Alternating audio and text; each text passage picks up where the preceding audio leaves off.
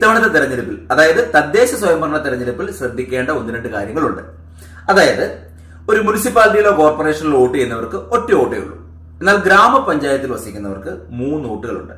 ഗ്രാമപഞ്ചായത്തിലേക്കും block പഞ്ചായത്തിലേക്കും ജില്ലാ പഞ്ചായത്തിലേക്കും. അപ്പോൾ നമ്മൾ വോട്ട് ചെയ്യാൻ വേണ്ടി പോളിംഗ് ബൂത്തിലെത്തി.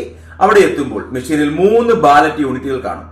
നമ്മൾ ഗ്രാമപഞ്ചായത്തിന് ആദ്യം വോട്ട് ചെയ്യുന്നു, ഒരു ചെറിയ ശബ്ദം കേൾക്കും. ബ്ലോക്ക് പഞ്ചായത്തിന് രണ്ടാമത് വോട്ട് ചെയ്യുന്നു, ചെറിയ ശബ്ദം കേൾക്കും. മൂന്നാമത് ജില്ലാ പഞ്ചായത്തിലെ ഇഷ്ടപ്പെട്ട സ്ഥാനാർത്ഥിയുടെ നേരെയുള്ള ബട്ടൺ കൂടി പ്രസ് ചെയ്യുമ്പോഴാണ് വോട്ട് രേഖപ്പെടുത്തിയെന്ന് ഉറപ്പുവരുത്തുന്ന ആ നീണ്ട ബീപ് ശബ്ദം കേൾക്കും.